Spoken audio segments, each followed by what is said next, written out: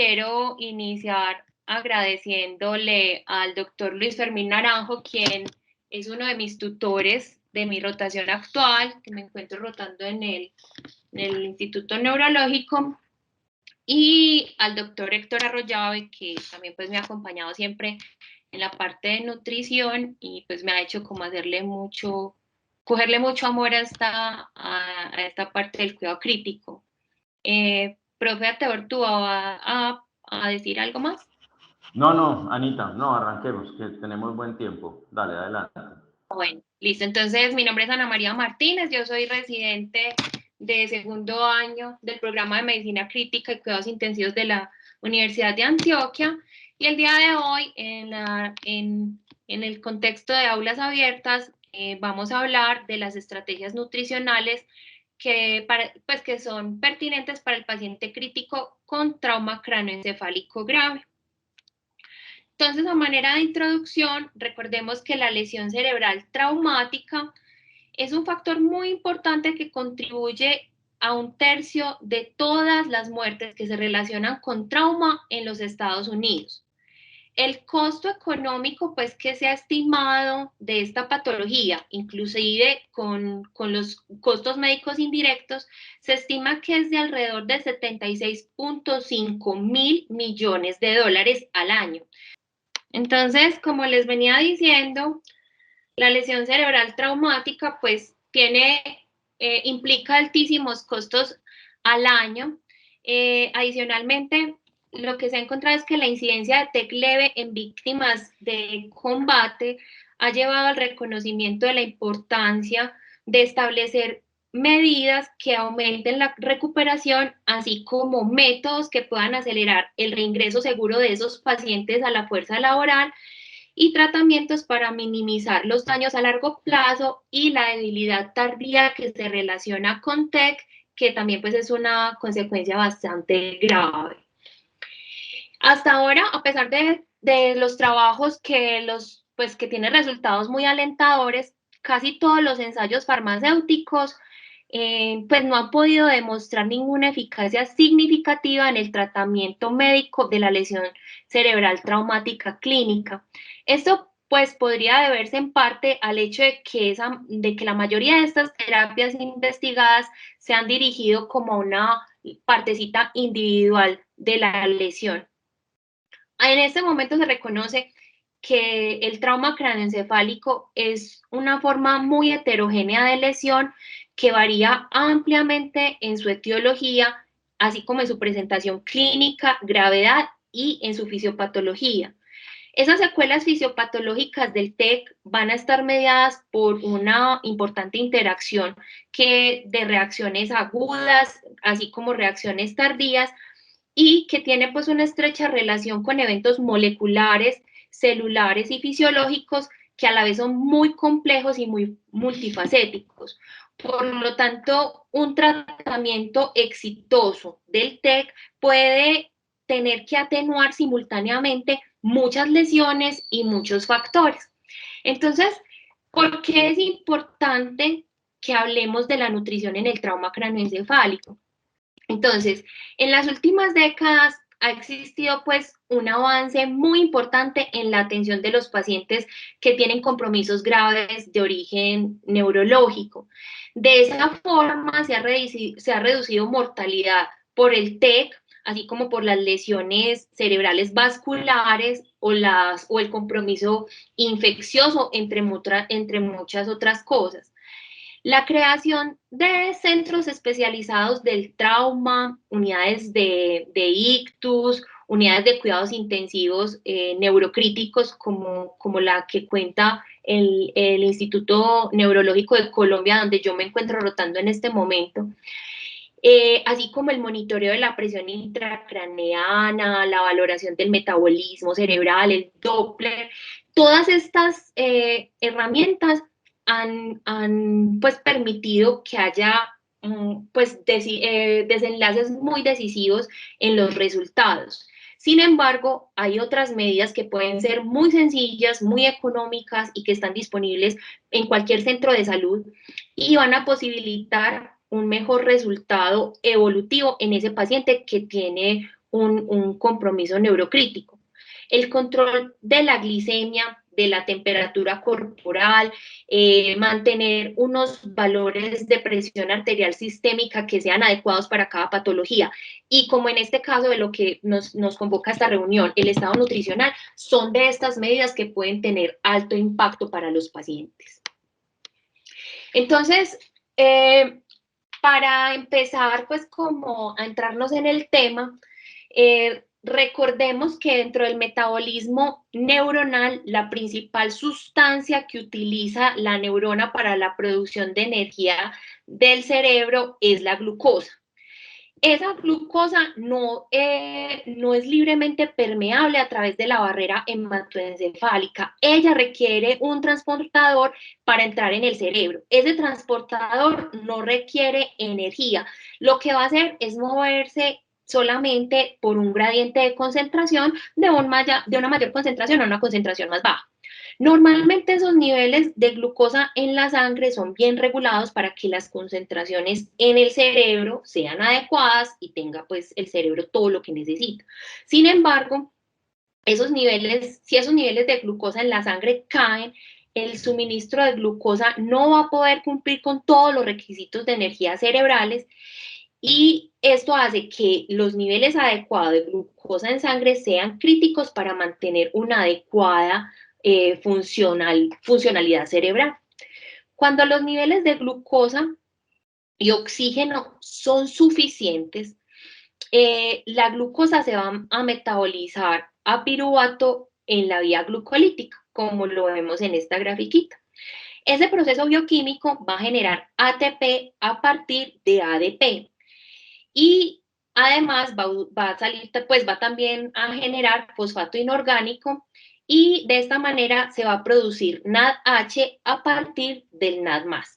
Ese piruvato de esa reacción luego va a entrar al ciclo del ácido cítrico y esto va a generar principalmente NADH a partir de NAD+. Las mitocondrias utilizan ese oxígeno para acoplar la conversión de NADH de nuevo al NAD+, y de esta manera producir ATP a partir del ADP y del fosfato inorgánico. Ese proceso, que todos conocemos como la fosforilación oxidativa, va a formar 3 moléculas de ATP por cada NADH que se haya convertido a un máximo de 38 moléculas de ATP por cada molécula de glucosa que se metaboliza. Debido a numerosas partes de esta vía que va además a suministrar requisitos para otros sustratos metabólicos como la síntesis de aminoácidos y la formación de equivalentes reductores para otras vías, el rendimiento normal de esta vía es que va a generar aproximadamente de 30 a 35 moléculas de ATP por cada molécula de glucosa. Esa vía requiere oxígeno. Si no hay oxígeno, la mitocondria no va a producir, no la puede producir el ATP ni va a regresar el NAD+ del NADH. Ese metabolismo de la glucosa requiere de NAD+, que además es un cofactor y se puede bloquear en la ausencia de oxígeno. Cuando hay ausencia de oxígeno, lo que se va a iniciar es la glucólisis por la glicólisis anaeróbica. Y esa modificación lo que va a implicar es la conversión de piruvato a lactato generando NAD+. Ese proceso va a producir iones de oxígeno que pueden, como bien sabemos, acentuar el daño neuronal si se compromete de forma importante el pH intracelular. Un problema importante que tiene esta glucólisis anaeróbica, además de bajar el pH, es que solo se forman 2 moléculas de ATP por cada molécula de glucosa que se metaboliza. Y esa producción de ATP va a ser insuficiente para satisfacer todas las necesidades energéticas del cerebro. Además, como bien sabemos, la isquemia va a disminuir el suministro de glucosa y de esta manera hasta incluso la glicólisis anaeróbica va a estar bloqueada. Y cuando se disminuye ese suministro de oxígeno a una neurona, los mecanismos que van a disminuir o retrasar la caída de esos niveles de ATP van a incluir como las formas protectoras, la utilización de las reservas de fosfocreatina para mantener los niveles de ATP, la producción de ATP en niveles bajos por la glicólisis anaeróbica y un rápido cese de la actividad electrofisiológica espontánea de la neurona. Entonces, el cerebro da cuenta de aproximadamente el 2% del total de la masa corporal. Utiliza entre el 15 y el 20% del volumen minuto cardíaco y requiere un flujo sanguíneo cerebral de 45 a 60 mililitros por cada 100 gramos de tejido cerebral por minuto. En cuanto al oxígeno, 20% del oxígeno, que corresponde al 90% del ATP de mitocondrial, es requerido por el cerebro y va a consumir entre 50 mililitros por minuto y que corresponde a 3.5 mililitros por 100 gramos de tejido cerebral por minuto. Adicionalmente, el cerebro consume aproximadamente el 15% de toda la glucosa corporal. El consumo de energía basal del metabolismo es del 45%, mientras que cuando el cerebro se encuentra en actividad es del 55%. Esa tasa de consumo metabólico de oxígeno va del 3.1 al 3.7 mililitros por 100 gramos de tejido cerebral por minuto, que corresponde a 156 micromoles por 100 gramos por minuto. Y el consumo de glucosa es de 26 a 31 micromoles por 100 gramos de tejido cerebral por minuto.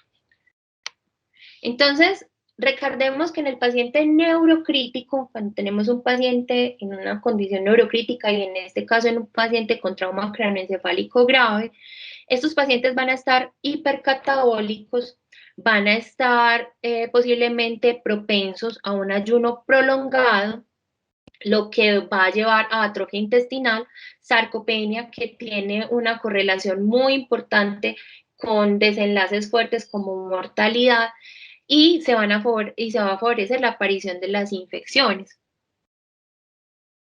Entonces, es muy importante tener en cuenta que la lesión cerebral produce un aumento del gasto calórico y es casi desproporcionado el catabolismo proteico. Generalmente, por la naturaleza de las lesiones cerebrales, el paciente va a estar incapacitado para la vía oral y, por tanto, va a aparecer disfunción gastrointestinal, gastroparesia. Y esto va a exponer al paciente a un mayor riesgo de broncoaspiración y, según pues, la lesión con la que cursa el paciente, puede haber intolerancia por esta gastroparesia a la nutrición enteral. Cuando la neurona se lesiona, se vuelve particularmente susceptible a alteraciones metabólicas como hipo o hiperglicemia, a cambios en la osmolaridad como hipo o hipernatremia. Una cosa muy importante a recordar es que la neurona es una célula que no tiene capacidad como de generar glucosa, entonces depende de todo, de parte exógena. Y otra situación importante es que la mitad de estos pacientes van a cursar con desnutrición. Adicionalmente, esos pacientes en las fases más crónicas pueden cursar debido a su lesión cerebral con trastornos motores de la deglución. Como siempre, pues para poder establecer un adecuado tratamiento, a ver, yo veo.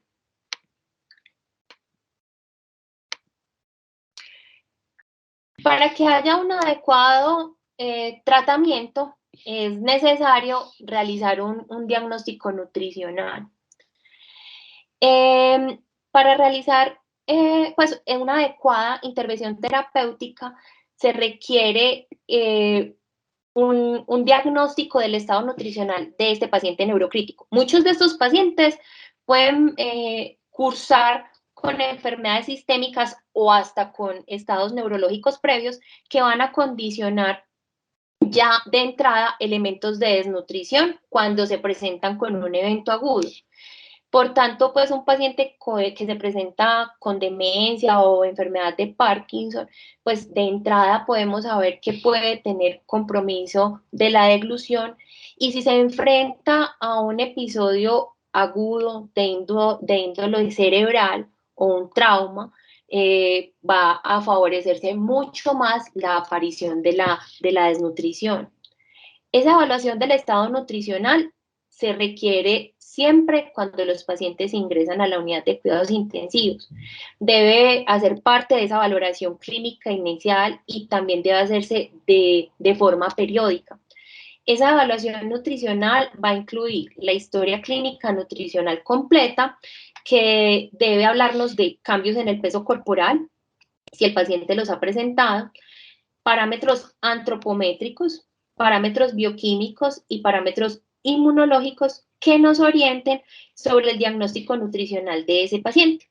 Esa evaluación nutricional es el proceso por el cual vamos a determinar diferentes indicadores o variables que de manera conjunta nos van a dar toda esa información sobre la composición corporal y el estado nutricional con el que venía el paciente antes del evento agudo.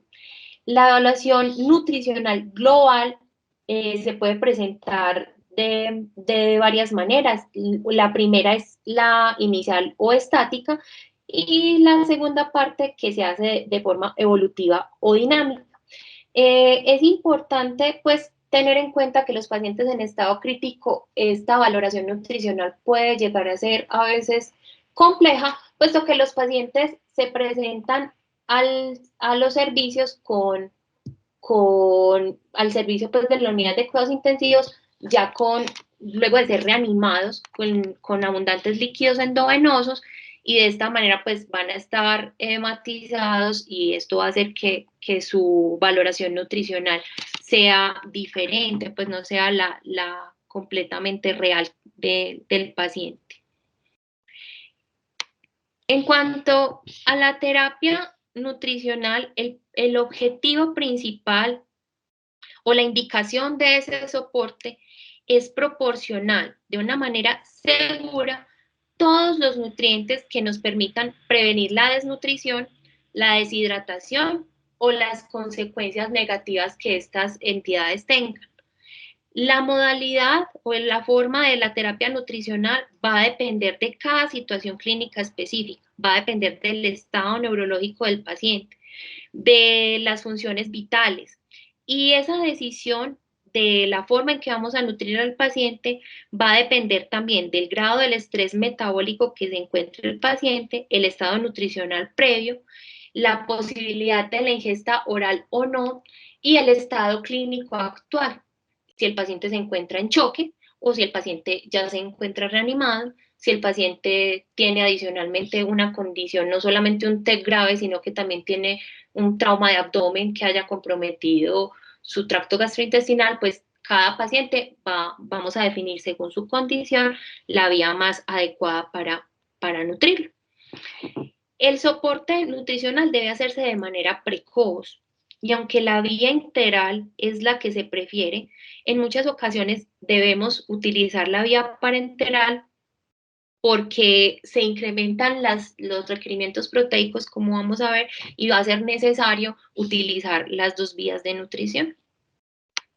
Entonces, ¿de dónde salen como estas recomendaciones para la nutrición por la vía enteral? Esto sale de estas guías donde se hizo pues como una valoración de las patologías y situaciones clínicas en UCI. En ellas, como podemos ver en el apartado número 16, aparece el paciente neurocrítico y ellos recomiendan que la vía preferente para la administración de la nutrición debería ser la enteral, particularmente la vía gástrica, siendo alternativas la vía pilórica y la mixta cuando no se obtiene un volumen eficaz, o sea, esta mixta se debe hacer cuando no se obtiene un volumen eficaz que supere el 60% entre el quinto y el séptimo día. Sin embargo, como les voy a mostrar más adelante, la vía pues sigue siendo como un motivo de controversia. Este estudio que les traigo pues del soporte nutricional enteral exitoso en la unidad de cuidados neurocríticos que se publicó en Neurocritical Care en el 2008, los autores parten de la información con la que ya se contaba para este momento, en que la ingesta calórica adecuada se iba a asociar con mejores resultados en los pacientes neurocríticos. Sin embargo, ellos consideraban que había factores que podían influenciar en la nutrición enteral y que estos pues no habían sido valorados sistemáticamente hasta este momento. Entonces, el objetivo principal de este estudio fue valorar la nutrición enteral en el paciente neuroquirúrgico en UCI dentro de la primera semana de su enfermedad e investigar los factores que contribuían a lograr esos objetivos calóricos. Se trató de una cohorte retrospectiva de pacientes adultos que ingresaron al servicio de neurocirugía durante agosto del 2005 a agosto del 2006 y se seleccionaron de manera aleatoria y se estratificaron en 3 grupos dependiendo de la escala de Glasgow con la que estaban al ingreso a la UCI. Aquellos que tenían una escala de Glasgow por encima de 11, los que tenían una escala de Glasgow entre 8 y 11 y los que tenían una escala de Glasgow entre 4 y 7.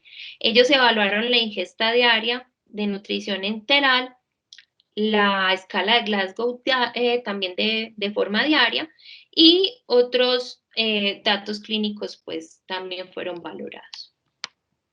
Entonces, en cuanto a los resultados, incluyeron 71 pacientes, de los cuales con Glasgow de 11 fueron 23, de 8 a 11 otros 23 y de 4 a 7, 25. Dentro de los diagnósticos incluyeron pacientes con lesiones cerebrales traumáticas, hemorragias subaracnoideas y hemorragias intracerebrales. La mortalidad hospitalaria de manera global fue del 23.9%. Y en general, la media diaria máxima de calorías que se entregó a los pacientes fue de 1.100 kilocalorías, con una media del 55% del objetivo calórico pues que se había establecido. El tiempo medio de alimentación fue aproximadamente 3 días para cada grupo y la escala de Glasgow no pareció afectar significativamente ese porcentaje medio de la meta calórica administrada para los pacientes con una escala de Glasgow medida a diario. Ellos hicieron un análisis multivariado y encontraron que esos factores como que se asocian durante la atención clínica, como el tiempo para que entreguen la nutrición enteral y se pueda iniciar la administración, que sí tenga el paciente un acceso para poder nutrirlo, fueron como impedimentos que fueron realmente significativos para la nutrición de estos pacientes con unos resultados estadísticamente significativos. Ellos concluyen que esos factores en la atención clínica van a contribuir de manera importante a la administración exitosa de la nutrición enteral durante la primera semana en los pacientes neurocríticos. Pero que esto va a requerir pues que hagamos en todos los servicios mejoras a futuro para que se inicie una nutrición temprana y que su objetivo inicial, que era valorar si la escala de Glasgow podía tener pues alguna correlación con el inicio de la nutrición enteral temprana, pues no lo encontraron. La definición de nutrición enteral temprana es aquella que se administra al paciente entre las primeras 24 a 48 horas luego del ingreso. Y esto va a ser independiente de la vía de administración, sea nutrición enteral o nutrición parenteral. Y esto ha demostrado que este inicio temprano se relaciona con una disminución en las complicaciones infecciosas y en la mortalidad. Entonces, este estudio tuvo como objetivo evaluar si la nutrición enteral temprana puede reducir la mortalidad o la neumonía nosocomial entre los pacientes con trauma craneoencefálico grave. Entonces, lo que hicieron fue utilizar una base de datos y procedimientos de diagnósticos japoneses que estaba vinculada con la encuesta para instituciones médicas. Incluyó pacientes hospitalizados de abril del 2014 a marzo del 2017 y lo que hicieron fue identificar pacientes ingresados por lesión intracraneal con puntajes de escala de coma de Japón mayor o igual a 30, que se corresponde a puntajes de escala de Glasgow menor o igual a 8 al ingreso a las unidades. Y definieron pacientes que iniciaron con nutrición enteral dentro de los 2 primeros días de la admisión como el grupo de la nutrición enteral temprana, y los que comenzaron con la nutrición enteral a los 3 a 5 días luego de la admisión como el grupo de la nutrición enteral retrasada. El resultado primario que querían medir fue la mortalidad hospitalaria, mientras que el resultado secundario fue la neumonía nosocomial.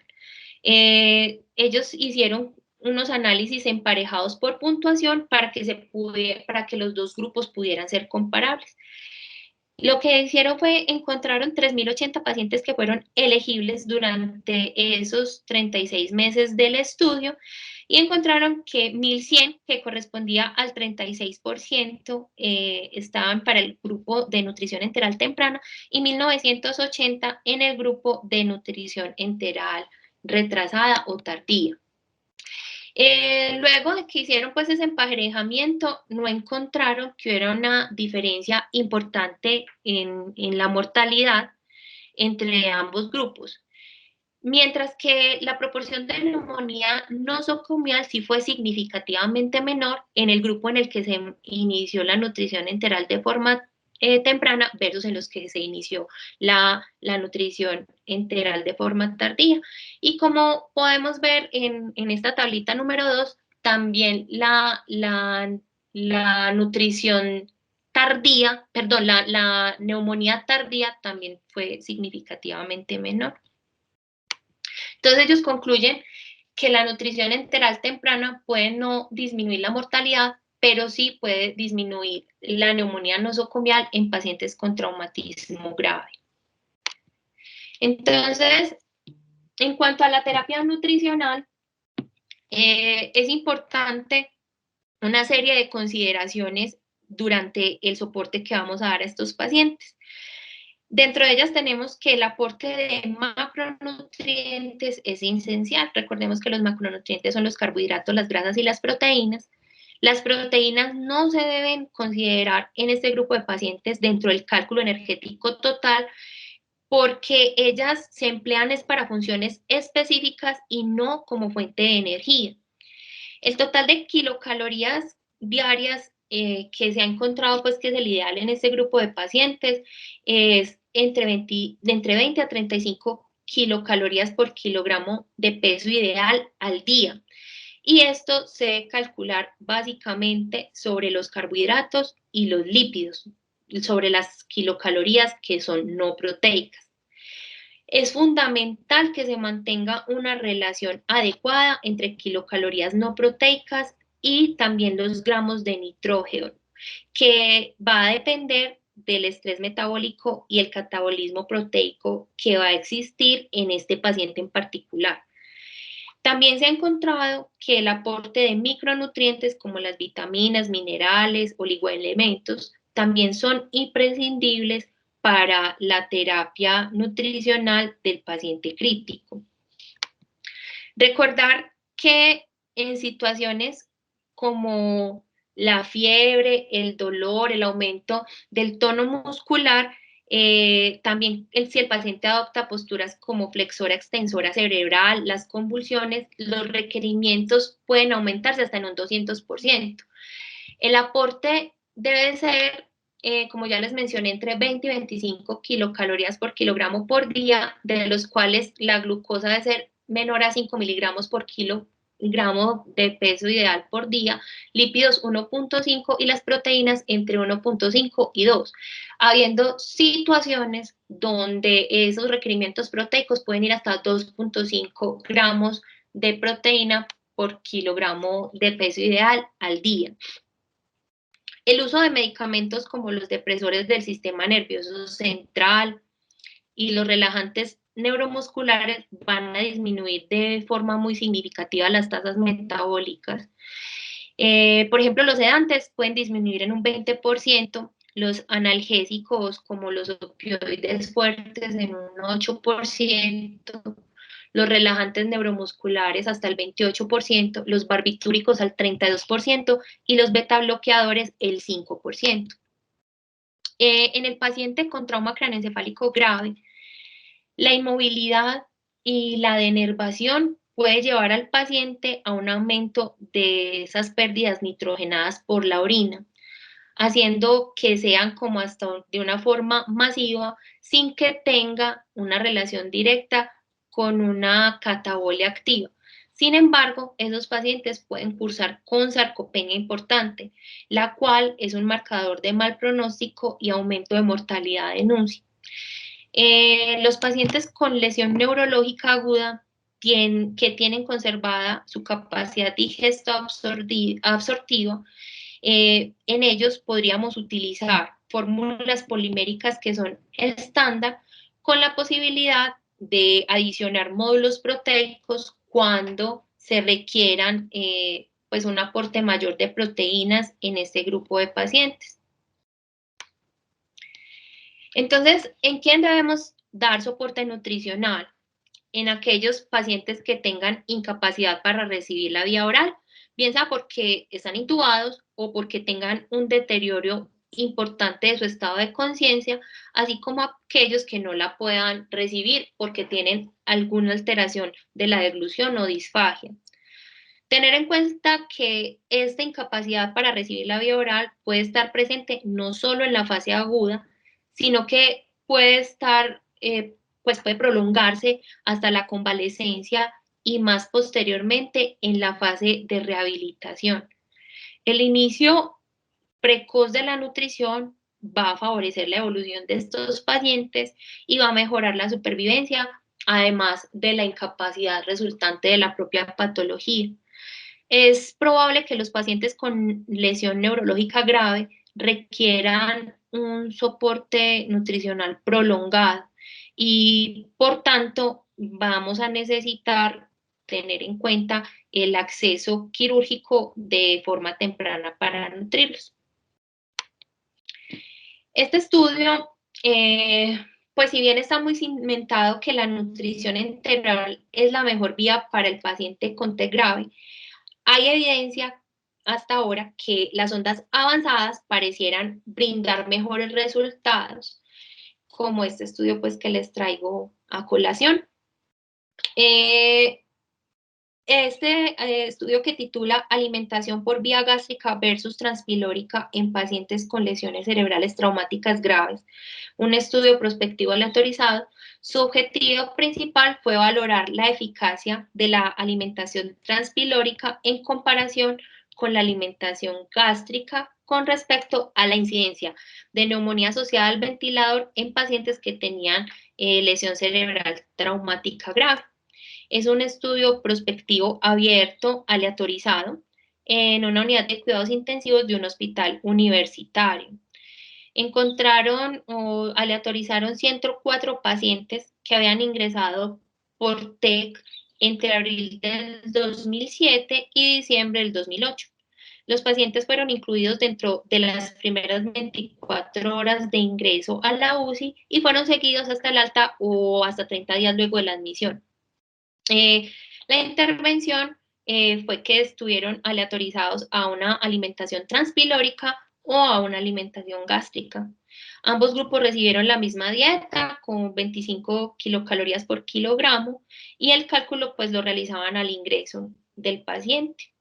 El resultado primario fue la incidencia de neumonía asociada a la ventilación de forma temprana y los resultados secundarios fueron complicaciones de origen gastrointestinal que se estuvieran relacionadas con la nutrición enteral, así como los días de la ventilación mecánica, la estancia en UCI y la estancia hospitalaria y los puntajes de SOFA. En los resultados que encontraron, entonces, en el grupo de nutrición transpilórica tuvo una menor incidencia de neumonía con unos resultados estadísticos que fueron significativos, sin embargo, no hubo diferencias en otras infecciones nosocomiales. El grupo de nutrición transpilórica sí encontraron que había recibido mayores cantidades en la dieta en comparación con el grupo de la nutrición gástrica. Y el grupo también de nutrición transpilórica tuvo menor incidencia de residuos gástricos aumentados con una P que es estadísticamente significativa.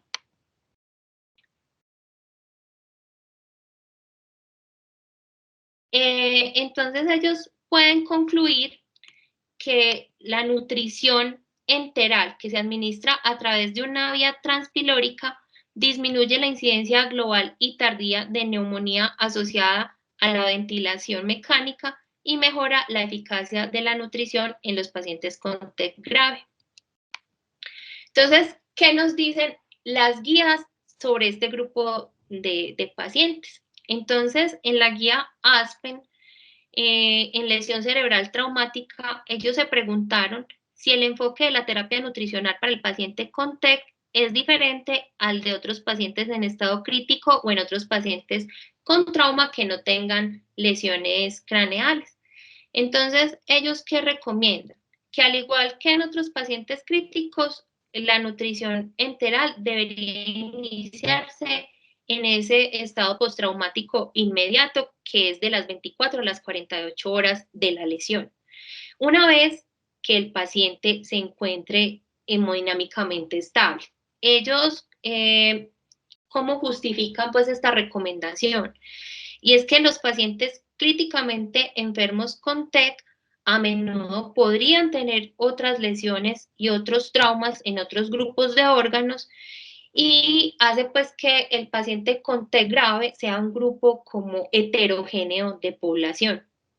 Además, pues puede haber inconsistencia en la respuesta inmune, metabólica y fisiopatológica al trauma. Y esa también podemos tener variabilidad en el tratamiento que haya recibido en la fase inicial y esto va a alterar de forma importante las demandas del metabolismo. Entonces, como les he dicho pues durante toda la charla, el momento de iniciar esa terapia nutricional va a tener implicaciones en resultados importantes en los pacientes con trauma craneoencefálico. Entonces, esta recomendación de la guía se basa en esta revisión de la colaboración Cochrane, donde se demostró que hay una tendencia hacia mejores resultados en pacientes que recibieron nutrición enteral temprano, o sea, dentro de las primeras 24 a 72 horas de la lesión, cuando se comparó con aquellos pacientes que habían iniciado el aporte nutricional de forma tardía, de 3 a 5 días.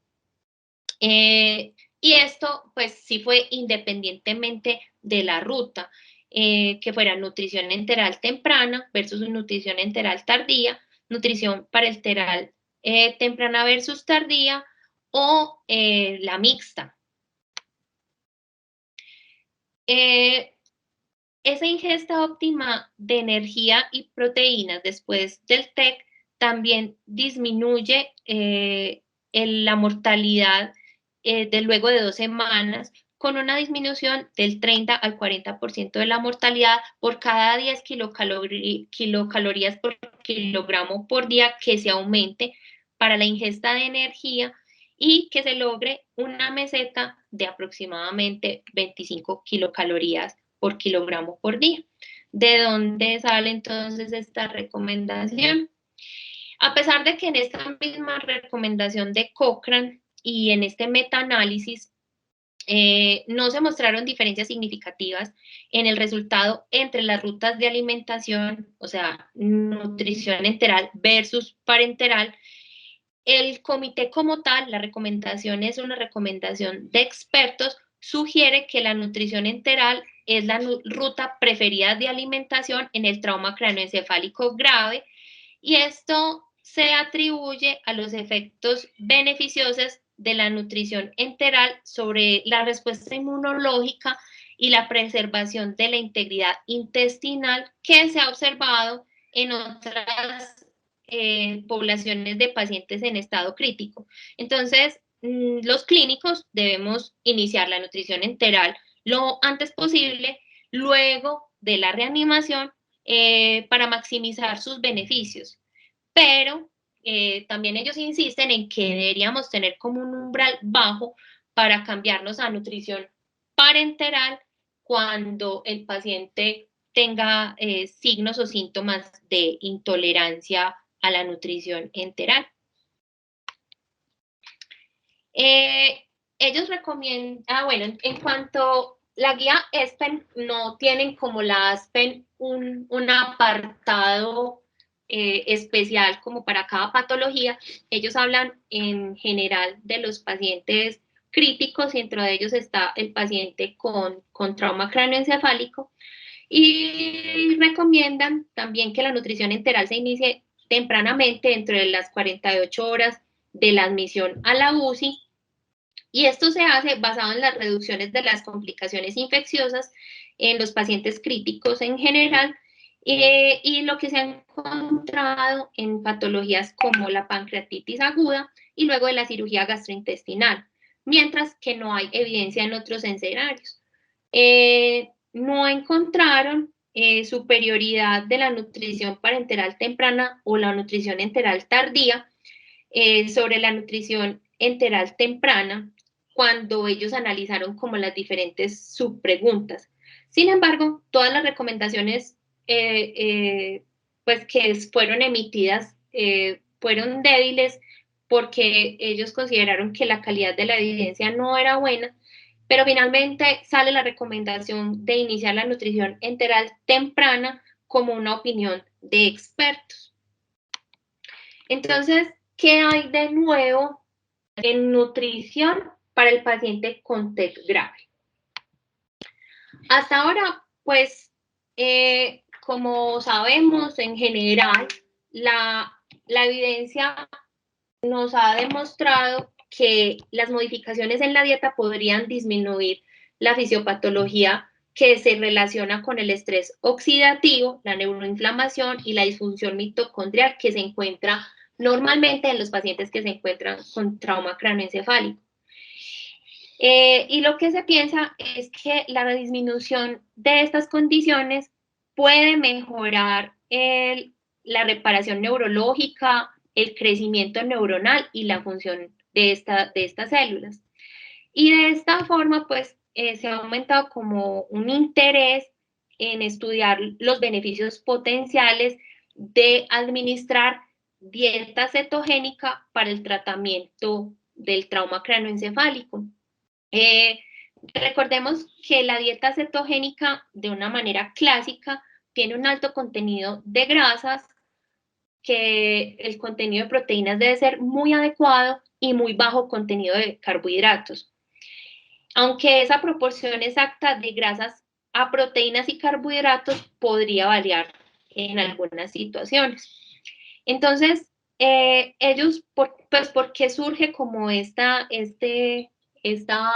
inquietud? Y es que estas grasas se convierten en el hígado acetonas, acetoacetato, y de esta manera pueden proporcionar a las células neuronales una fuente de energía que pudiera llegar a ser más eficiente que la glucosa.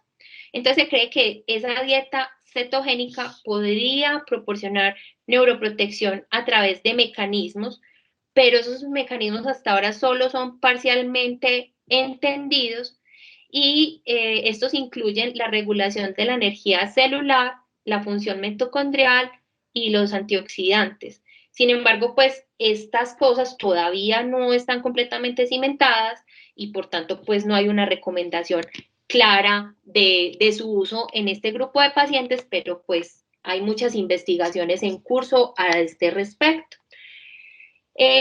Otra cosa pues que es motivo de investigación son los antioxidantes.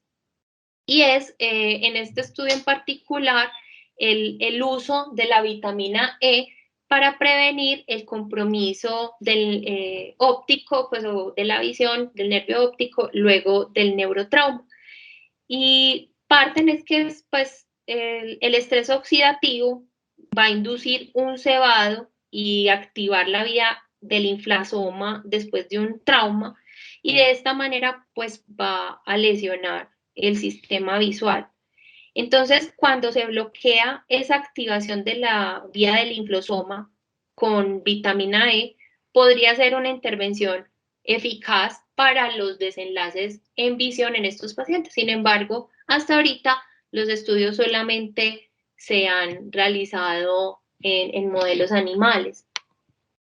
Entonces, para concluir, perdón, el soporte nutricional siempre deberíamos implementarlos de forma temprana en los pacientes con trauma craneoencefálico grave. De preferencia, pues deberíamos utilizar la vía enteral.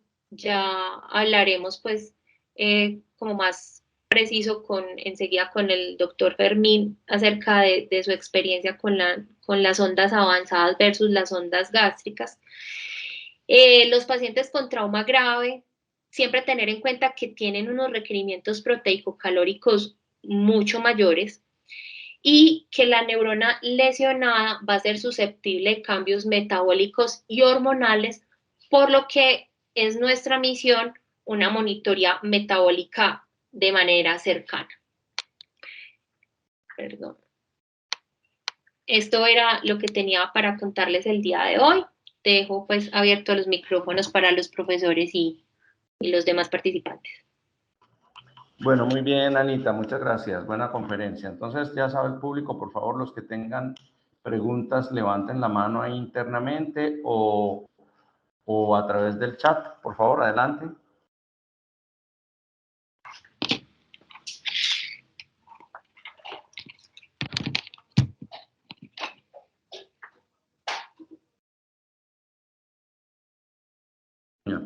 Listo, que esté muy bien a todos. Adelante, Luis. Luis Naranjo, adelante.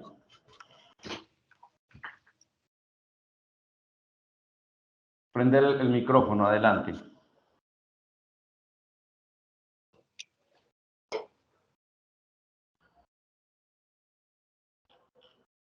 Javi, ¿será que el doctor Luis Naranjo no está escuchando? ¿Ustedes me escuchan? ¿Tú me escuchas, Javier? Sí, ya puedes prender el micrófono, profe. Ah.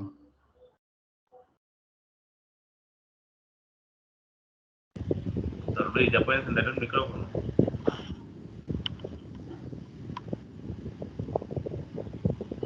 Bueno, qué raro. Mientras Luis cierra el micrófono, ¿hay alguna otra persona que tenga preguntas o comentarios? Bueno, qué pena, ¿ahí me escuchan? Sí, señor. Sí, señor. Qué pena. Yo pienso que una de las controversias grandes sobre lo de la parte de la nutrición enteral es el estudio que mostró Anita, que era sonda orogástrica o sonda avanzada transpilórica. Yo pienso que el evento de que evitar neumonías aspirativas en el paciente con trauma craneoencefálico primero nos disminuye dos cosas importantes, sobre todo dos factores de riesgo importantes dentro de la unidad de cuidados intensivos, y es la neumonía asociada al ventilador y la estancia y la prolongación de la ventilación mecánica dentro de la unidad de cuidados intensivos, que no han sido factores directos desde la parte epidemiológica de mortalidad, pero que definitivamente eso hace desenlaces en la estancia prolongada de estos pacientes. Por eso una de las propuestas es, ojalá si pudiéramos realizarlo, las sondas avanzadas transpilóricas de acuerdo al tipo de paciente que es. En el paciente con TEC grave, disminuiríamos estas dos complicaciones y pienso que podríamos mejorar el desenlace de los pacientes. No sé qué opinión tienen ustedes. No sé si en el público hay alguien que quiera dar una opinión adicional con respecto a lo que acaba de decir Luis. Bueno, hay dos personas que tienen levantada la mano. Creo que primero fue el doctor Daniel Mendoza. Adelante, Daniel, y luego la doctora Janet Barbosa. Buenos días. Primero que todo, felicitar a la doctora por la charla. Yo soy médico anestesiólogo y pues trabajo en la unidad de cuidados intensivos en la ciudad de Cúcuta, ¿sí? Y tengo una duda. Nosotros en las dos unidades de cuidados intensivos donde laboro, el inicio de la nutrición para enterar es un poco tardía por ciertos aspectos. A veces toca mandarla a traer de Bucaramanga en una clínica, después que el nutricionista que hasta que no valore, que la parte administrativa se demora en autorizarse, y entonces en los pacientes con trauma craneoencefálico severo que están críticos, uno de los manejos, como lo mencionó la doctora, es vigilar la parte glucométrica, ¿sí? Uno de los objetivos de, por decirlo así, neuroprotección. Entonces, en esos pacientes que probablemente no toleren la nutrición enteral por X o Y motivo, no, si tienen otra patología abdominal y no se le puede iniciar la parenteral por uno de los factores que yo estoy comentando, no sé ustedes qué sugieren en cuanto al inicio, pues lógicamente iniciarles destroza, sí, lógicamente probablemente al 50%, pues sabemos que esto es un hipotónico, pero no sé ustedes qué sugerencia tienen, ¿le pasan bolo, lo inician infusión continua? No sé en cuanto a eso, qué sugerencia tengan. Gracias. Muchas gracias. Anita, dale. Profe, hola, ¿me escucha? Sí, ¿qué le respondemos al doctor de Cúcuta? Sí, pues evidentemente es necesario iniciar un flujo metabólico, pues porque hay que garantizar, como les mostré, la neurona depende exclusivamente de toda la glucosa que se administra, no tiene posibilidad de metabolizar ella solita la glucosa, por lo tanto sí es necesario iniciar un flujo metabólico para garantizar el metabolismo neuronal. Ok, muchas gracias. La doctora Janet Barbosa. Adelante, Janet, por favor, abre tu micrófono. He sido nutricionista por más de 25 años en la unidad de cuidados intensivos y la experiencia que hemos tenido con los pacientes de TEC ha sido muy variables con respecto al manejo de las sondas. Inicialmente empezamos a manejar la nutrición enteral con sondas avanzadas. ¿Por qué con sondas avanzadas? Porque ya nosotros, cuando empezamos la unidad de cuidados intensivos, los intensivistas traían en su experiencia que las sondas gástricas, con las sondas gástricas el paciente no toleraba. Entonces empezamos a utilizar por protocolo que este tipo de pacientes todos les pasamos nutrición enteral avanzada, en la sonda avanzada.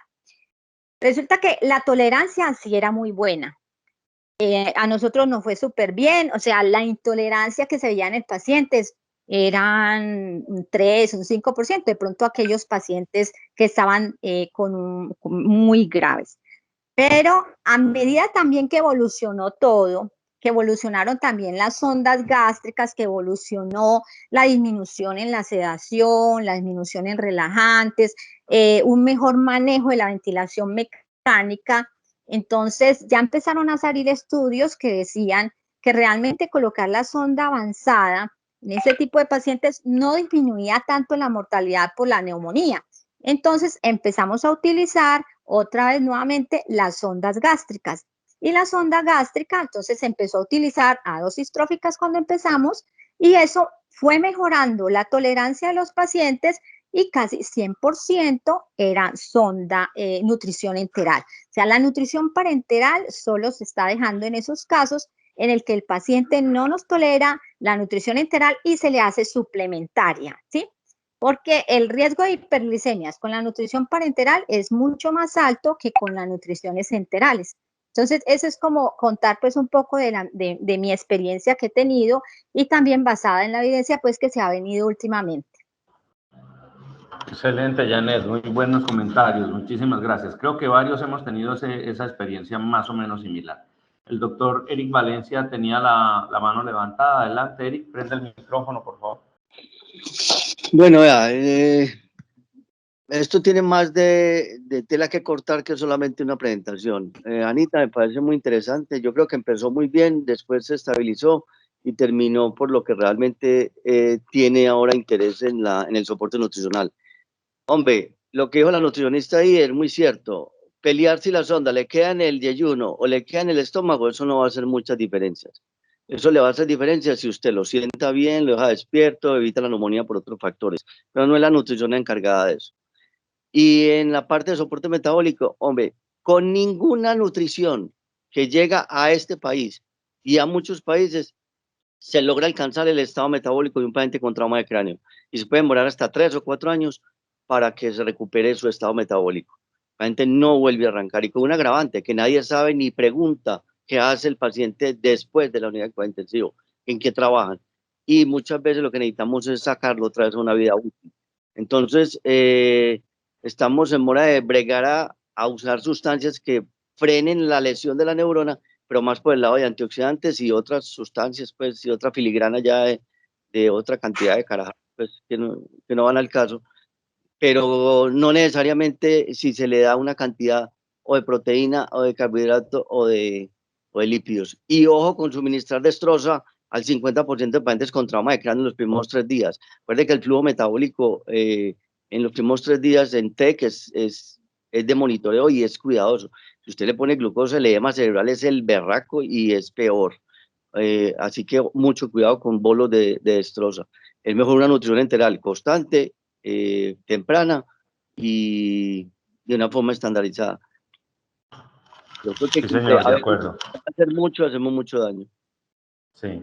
Es más, yo quisiera retomar algo que acaba de decir Eric, es que la recuperación del paciente para su familia, para su trabajo, la recuperación no solamente desde el punto de vista neurológico, sino intelectual, afectivo y laboral, debe ser también una obsesión para los intensivistas. Los pacientes no deben desaparecer para nosotros cuando salen de la UCI, totalmente de acuerdo. Alguien de la UCI INDEC tiene levantada la mano, no sé quién es, pero la persona que tiene levantada la mano de UCI INDEC, adelante, por favor. Horacio, buenos días. Hola, Juanito, suponía que eras tú, adelante. Saludos a todos desde acá, desde el Neurológico. Dos cositas adicionales que quiero reforzar. Consideraciones precoces de sondas transpilóricas rápidamente.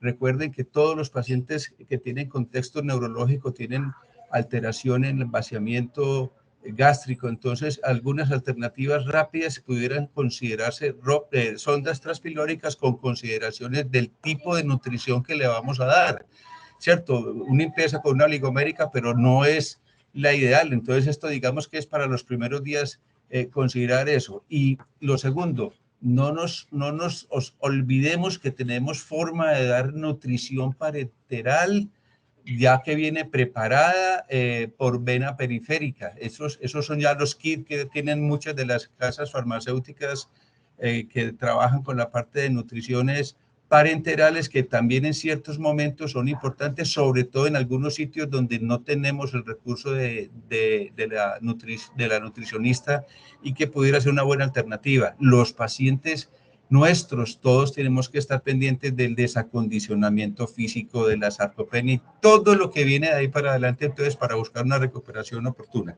Ese sería como el aporte. Excelente, Juan, muchísimas gracias. Bueno, creo que se nos acaba el tiempo. No sé si Fermín tiene levantada la mano. Ah, no, ya. Ok, bueno, se nos acabó el tiempo. Muchísimas gracias. Felicitaciones a Anita, muy buena revisión. Este tipo de temas siempre generan una controversia que es muy constructiva para todos. Recuerden que todas estas conferencias quedan grabadas, ustedes se meten a la Facultad de Medicina, en aulas abiertas, y ahí pueden repetir la conferencia si la quieren compartir con algún colega. Nos vemos el martes próximo, 7:30 de la mañana, en las actividades del programa de Medicina Crítica y Cuidado Intensivo de la Universidad de Antioquia. Un feliz día para todos, muchas gracias.